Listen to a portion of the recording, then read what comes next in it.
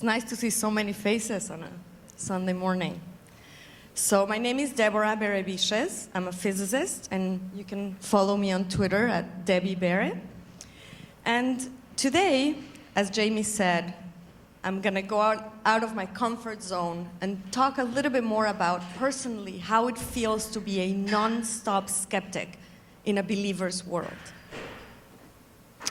As a physicist, one of my favorite quotes is Richard Feynman's, "I can live with doubt and uncertainty and not knowing. I think it's much more interesting to live not knowing than to have answers that might be wrong." And this is exactly how I feel about life.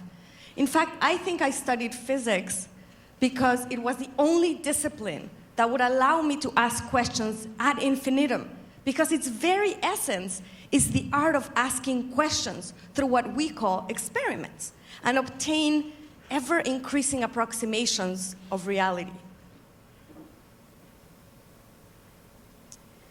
But I do realize it takes a certain kind of strength to be a skeptic. Most people want to find simple answers that they can deal with because it makes them think about their current situation in more positive terms, and it makes them focus on what they can control. It lowers their existential angst. Because the world around us tries to feed us certain big truths, it's difficult to question it sometimes. Common symptoms of being a skeptic can be rejection, frustration, isolation, and even anger. But I've had this itch for the truth since I was a very young child. And phrases like "you think too much," "you question too much," "you argue too much" have accompanied me my entire life. In fact, even in my leisure time, I was once kicked out of a Napa Valley wine tour because I happened to ask too many questions on the stopping mechanism for how they crushed the grapes, because I wanted to understand how they prevented from crushing the seeds, which would make the wine bitter. And I was kicked out. It's true. Sometimes I envy people who can go to sleep at night and don't have questions in their head and mind-boggling dilemmas. When my friends go to a doctor, they just have an almost blind faith in what the doctor says. When I go to a doctor, it takes me 2 weeks of prior research to find evidence and the absence of it in their particular medical field. I'm extremely inquisitive when I'm talking to the doctor, and I also talk to them and fight with them about the bias in the statistics for the medication they're prescribing and all of that. And then, even after the advice and the medication is received, I still question it for weeks on, and of course, most of the times I don't even follow their advice. So I can think of 3 types of people in the non-skeptical world that we live in. The first one I choose to call convenience store mentality, or the smorgasbord people, where all answers are allowed. Everything's cool, everything's valid, no weighted average for what is really true. The second one is those who just decided they have a single revealed truth. And finally, the don't ask questions, that's just how it is way of life. So let's talk about the smorgasbord mentality. Frequently, I go to yoga classes because I happen to enjoy stretching and breathing, and it relaxes me. But I tell you, it's becoming increasingly hard to find a studio in the city that does not preach pseudoscientific indoctrination. And so, when I start my day, I often started dazed and confused. Then I go to work, and I look pretty stressed. So then I'm really happy to go to yoga class because I know it's supposed to relax me. And I get there, and I'm really happy by doing all the poses and everything, and my low pressure lowers, and I'm all relaxed. But all of a sudden, the teacher starts speaking. And there we go. The level of my blood pressure rises, and I just go nuts with what they're saying. So the net result at the end of it is I'm equally stressed from when I came in to when I leave the class, except now I've lost $20. You should see the things that people say. It all happens for a reason. You have to align your chakras, and you have to resonate with the universe. I mean, I have a postdoc in resonance theory, and I tell you, there's no way that I learned how to resonate with the universe. When these things are offered just as seeds for thought, they don't bother me as much. But it is when the teachers, often uneducated in science, start misinforming the public about the workings of the world that I just lose it. Recently, I was at my yoga class, and they started to talk about the 2012, December 21, end of the world, Mayan calendar destruction, right? And the teacher said, we have to receive this magnetic energy, you have to be prepared, and every breath you should breathe in this special alignment of the planets. And you know, after about 10 minutes, I just lost it, and I had to stop the class. And I told her, excuse me, what you're saying is not true, and you have no evidence for what you're saying. In fact, you know, there have been a few major alignments in our lifetime, one in 1962, in 1982, in fact, one in 2000. And nothing happened to the Earth. Not only that, but every December, the Earth, all the planets around the solar system, plus the sun, and the approximate center of the Milky Way galaxy align every December. Not only that, but it would not have any influence on the so-called energy of the chakras. Needless to say, she wasn't happy. She called me at the end of the class, and I told her that I was sorry, but I felt that I was a scientist, and I wanted to make sure that people in the class knew what the right things were. And she said, well, and a few people were there, and all of them said to me, well, you know, that's your truth. And it's okay. We respect you, and we are allowed to believe in whatever we want to believe. So that's the smorgasbord mentality. Incidentally, Deepak Chopra, my favorite genius of mumbo jumbo, tweeted a Michael Shermer talk. And of course, his followers responded with the same integrity that he professes. Great work. We need to embrace skeptics. There's truth in everyone. We're a collection of truth and realities. I mean, no comment.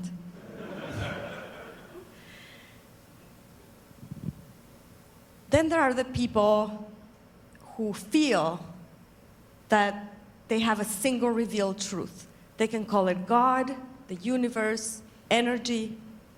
I had an encounter recently with the people of the revealed truth that sincerely troubled me.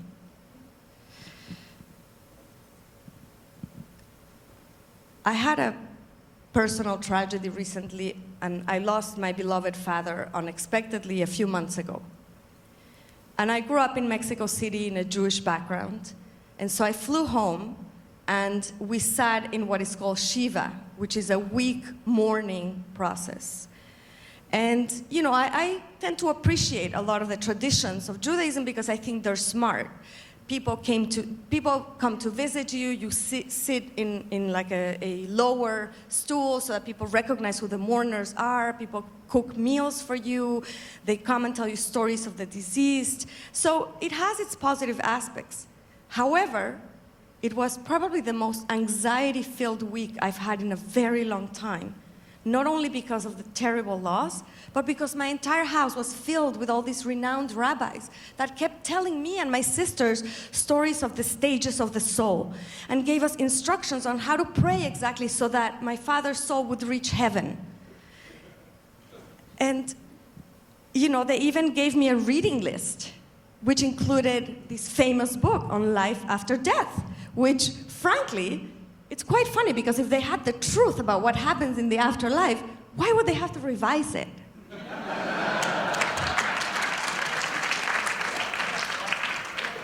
And so I came downstairs crying in just emotional pain, asking the rabbis to explain to me why, you know, I needed to believe in this path, how, you know, I didn't believe in any of what the books were saying. Could they please suggest any other way of going through this morning. And of course, they responded telling me, you think too much.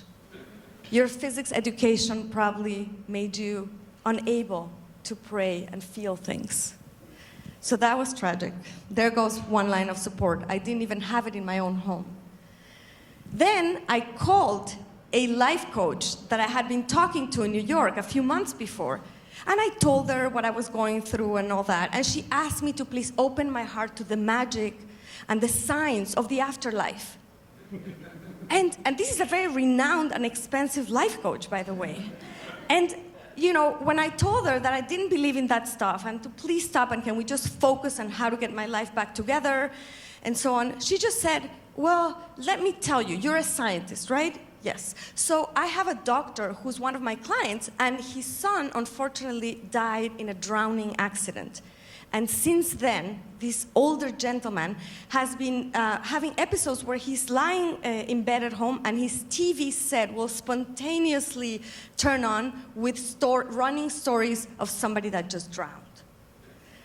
So I told her, excuse me, but one possibility is that your client doctor, with all due respect, but could be suffering so much that he has to hallucinate and invent this kind of theory to cope with the pain.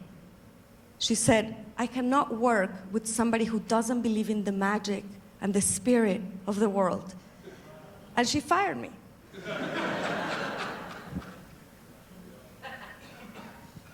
It is unarguable that the stories of the afterlife, angels, religion, they have a better story sometimes. I mean, it's easy to think that people trapped in unfair social and economical conditions want a second chance. And I can understand that.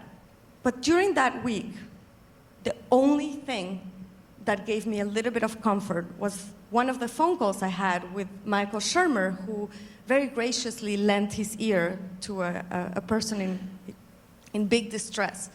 And it's not so much what Michael said, it's the silences that he held during that conversation, because he understood the pain and he did not offer neat answers that don't mean anything. Then there are the third people. You can laugh in this part, by the way. the hard part is over. Then there are the people who say, don't ask questions, that's just how it is, which is how my mother lives her life.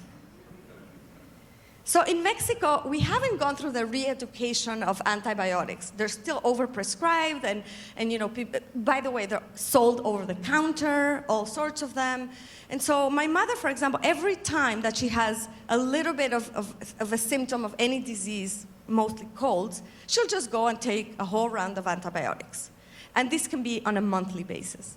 So recently, I got pretty worried about that, and I sat with her in one of my visits, and I said, Mom, you know what?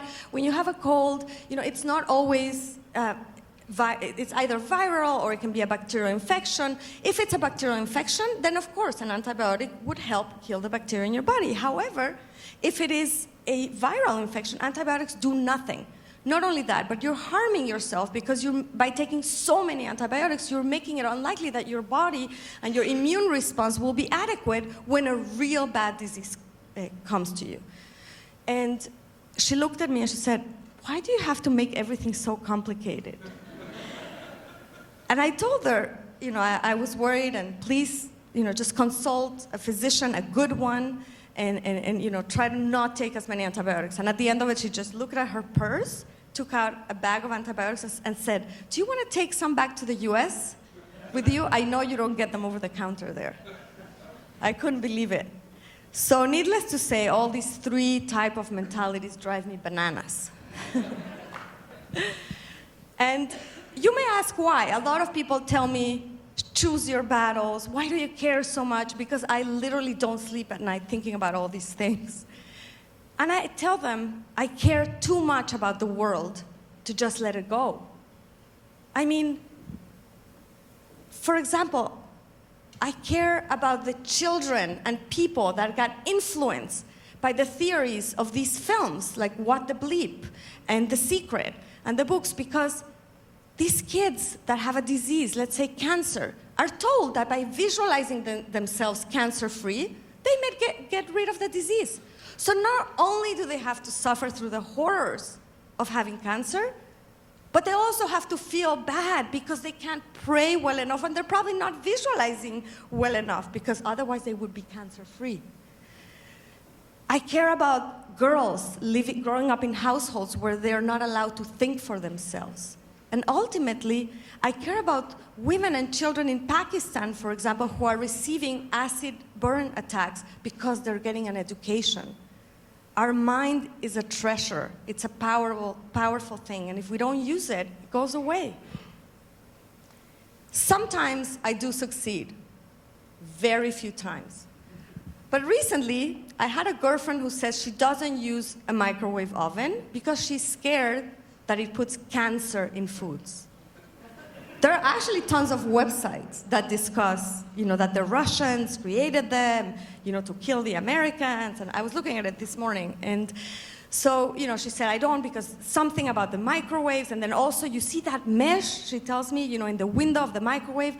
I'm smart, she says. I know that a micron is about the size, 100th of my hair, because I read that, and I'm like, yeah, cool.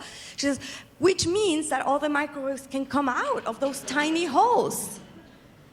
And so I had a conversation with her, and I told her, well, that's not exactly how microwaves work. Yes, the frequency is of a micron size, but what's happening inside a microwave is a standing wave. You have a magnetron that sends out a wave, and then it reflects at the other end with the metal of the microwave. And so these two waves interfere with each other, and you get a standing wave. And that's why if you don't have a rotating plate, say in your microwave, you may put in a burrito, and you'll end up with frozen spots all over. Because what's happening is the shape of the standing wave is sort of like an egg crate. So it's the size of an egg. It's quite larger than a micron. And so there's no way that it can come out. And so I explained to her how there's no danger in that. And all it's doing with electromagnetic waves is it's making water molecules move because it makes them rotate and bump with one another and all that. And once she understood, she actually bought a microwave. So that's...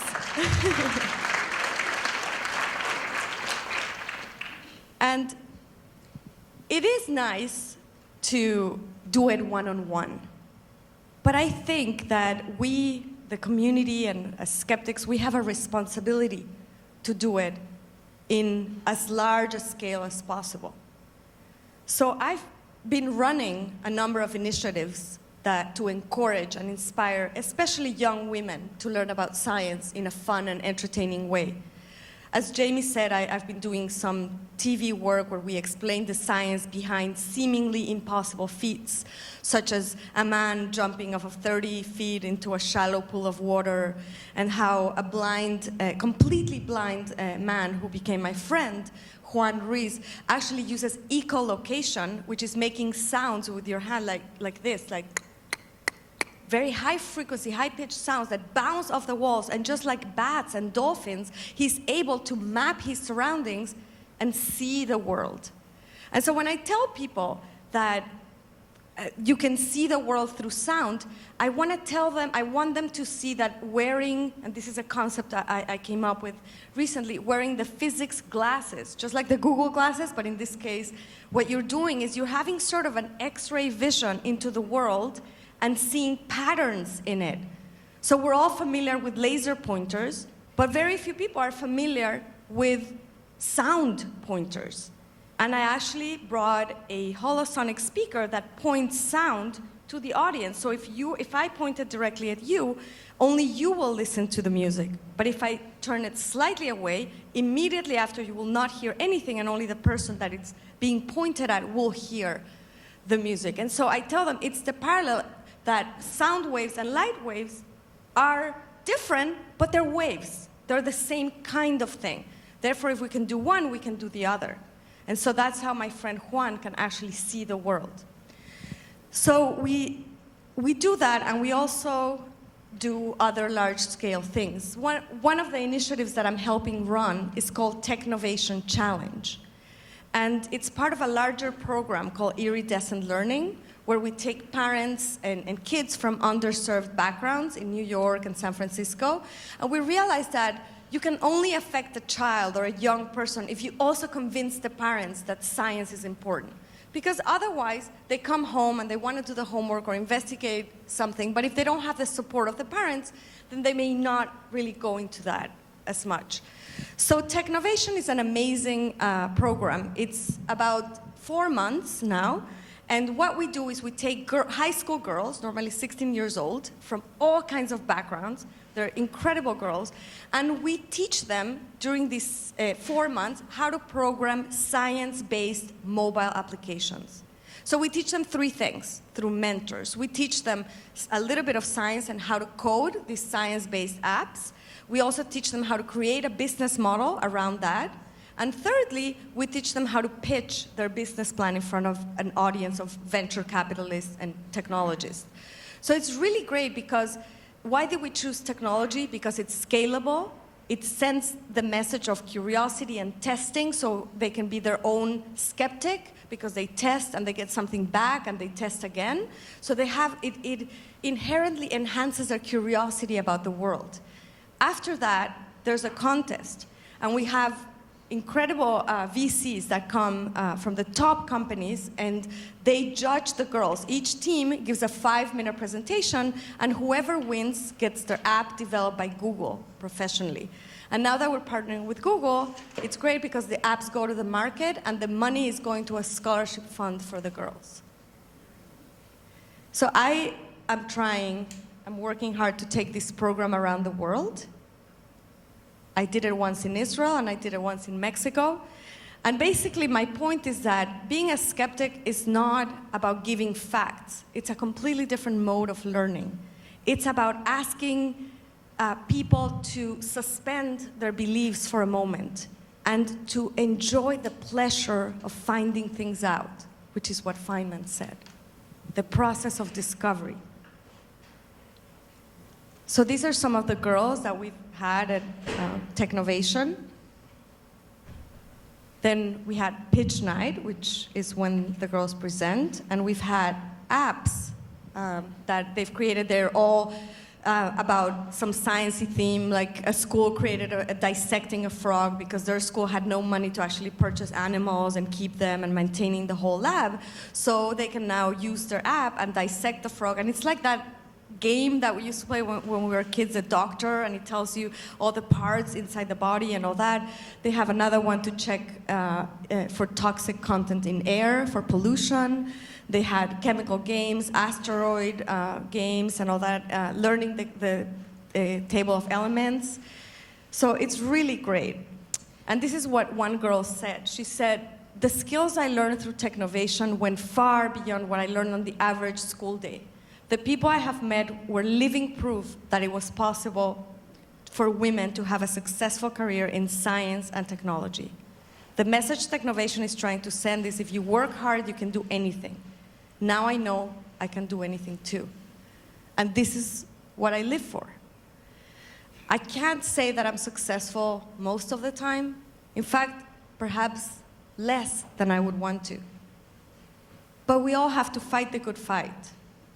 And I encourage all of you to use whatever resources you have to inspire young people to think curiously, skeptically about the world, to help them get the tools, not so much the facts, but the tools to discover and to weigh evidence, to know that it's not about the fact that apples always fall down from a tree. It's also the fact that evidence-based, we can collect data to show that there's not one single occurrence of an apple falling up from a tree. And so that curiosity, engaging people in weighting, the debates out there in public and really taking it to themselves to not trust authorities and media and governments that are telling them to believe in certain things, but just to suspend their belief. And I think that's all our task.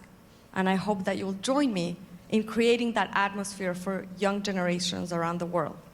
So thank you very much for your attention.